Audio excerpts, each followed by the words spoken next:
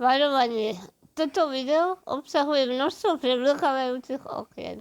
Ak ti to spôsobuje problémy, tak si buď iba vypočuj moje rozprávanie, alebo sa vráť asi o 2 týždne, keď vydám svoj májový vlog plný výletov.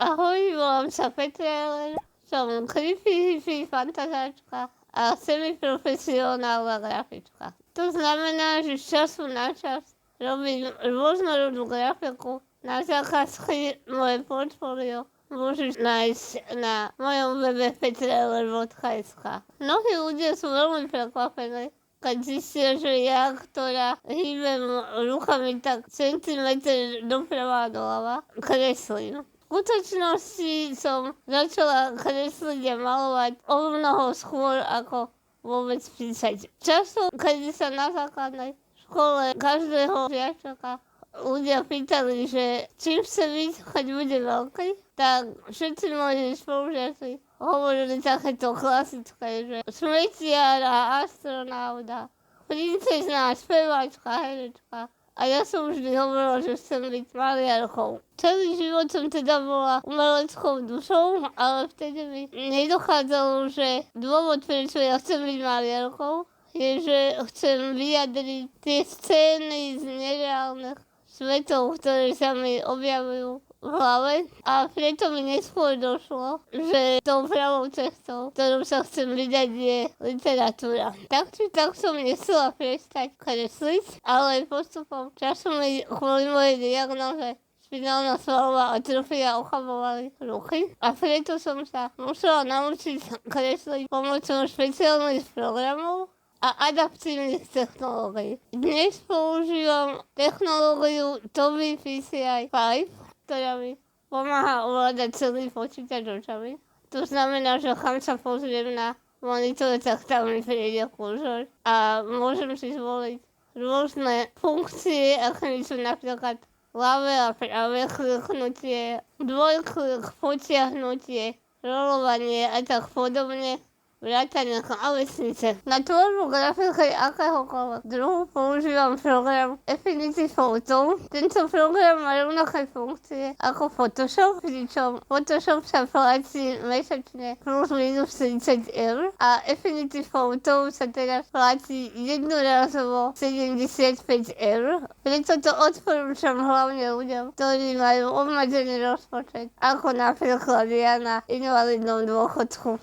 Keď mám na výber čo kresliť, vždy si zvolím štýl pixel art. Úplne neviem, prečo je to tak, pretože ja som už tá generácia, ktorá nevyrastala na pixel arte, ale na takej tej škaredej grafike, ktorá sa chcela tváriť, že je 3D, ale nevedela ešte ako byť 3D. Čiže nemám na pixel art nejakú nostalgiu ani nič podobné, ale proste sa mi najviac páči zo všetkého. Možno, že preto, že som extrémny puntičkár a pri pixelarte musí byť každý pixel na svojom správnom mieste. Sranda na tomto intre bola tá, že som si uvedomila asi uprostred toho kreslenia, čiže po niekoľkých týždňoch, že aha, ja som nikdy nekreslila ani seba, ani koňa. To som si výborne vybrala, čo budem kresliť do intra, ktoré budem ukazovať v každom svojom videu. Jej. Keď som začala kresliť svoje vlasy, čo nebola ešte ani štvrtina celého procesu, ako môžeš vidieť na čase tohto videa, tak som si uvedomila hrôzu strašnú vec. Mňa príšerne začala boliť ruka. A ako vysvetlím svojmu lekárovi, že dobrý deň, pán doktor, viete, ja som síce ochrnutá, ale ja som dostala karpálny tunel. A tak ma celé noci na striedačku bolela a trpla mi ruka a mne stále nedošlo, že by som si mala dať pauzu, a namiesto toho som si išla napixelovať moje najkomplikovanejšie šaty celého šatníka. A to mi ešte v tom momente ani nedošlo, že sa chcem dať viacej potetovať a dať si aj rôznorodé vlasy. A za každým, keď si zmením celý svoj štýl, tak si budem musieť prekresliť celé intro. Samozrejme, zipky museli byť. Neklamala som vo svojom článku. Naozaj iné topánky už odtedy nenosím a ani neplánujem iné nosiť.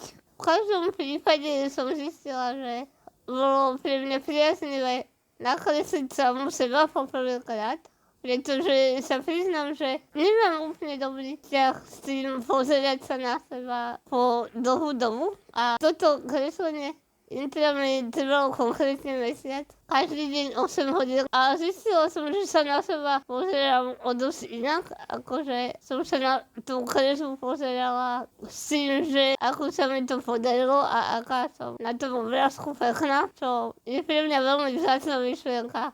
Takže ak máš nejaký problém podobný ako ja, tak možno vyskúšaj, možno ti to pomôže. A chcem teda vysvetliť, prečo ten jednodušec a prečo aj vo svojich profiloch na sociálnych sieťach si stále píšem, že som jednodušec a prečo aj tu mám toho jednodušca. Pred viac ako 10 rokmi som sa zaregistrovala na web plný fantasy fanúšikov a tvorivých ľudí, ktorí buď píšu fantasy príbehy, alebo vlastne, alebo kreslia nejaké fantasy obrazy.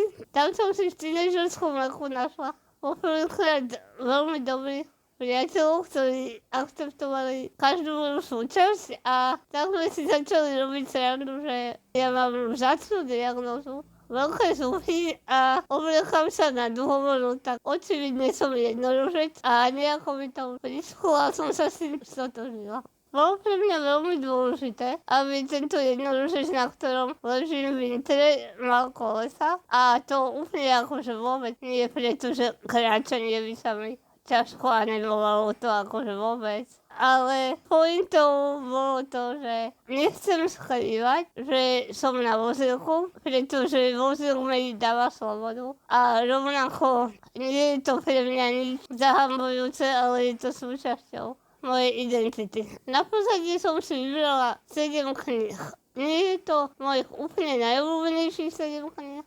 To zloženie by vyzeralo trošku inak. O tom natočím video, neboj sa, o knihách ja nikdy nesklapnem. Ale keď som sa pozrela do mojej knižnice, našla som si z každej farby moju najobľúbenejšiu knihu a tu som tam dala. Čiže napríklad z červených kníh, ktoré vidím v mojej knižnici, je moja najobľúbenejšia Americké bohovia od Neila Gaimana a tak ďalej a tak ďalej. Konkrétne som si teda vybrala Americké bohovia od Neila Gaimana, Changes od Jima Butchera, Posledný jednodušec od Petera S. Vigla, moju úplne najobľúbenejšiu knihu Meno vetra od Patricka Rothfussa, Vesmírne more od Erin Morgenstern, In the Serpent's Wake od Rachel Hartman a Čas opovrhnutia od Andreja Sapkowského. Všetky tieto knihy dám do popisu videa, pričom budú to moje affiliate linky s Martinusom a to znamená,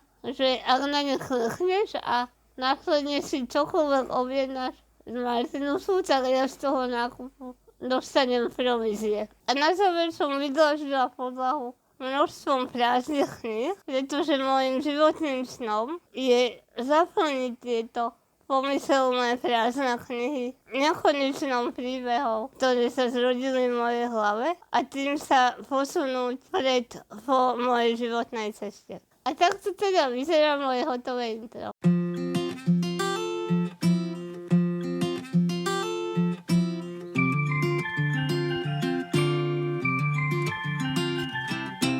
Ak ťa zaujíma moja ďalšia tvorba, či už písaná alebo grafická, na rozdiel od zdravotníkov mi daj odber, podporiť ma môžeš na Patreone, kúpom merču na Handykupe, ďalšími spôsobmi v popise videa alebo na mojom autorskom webe petrailer.sk.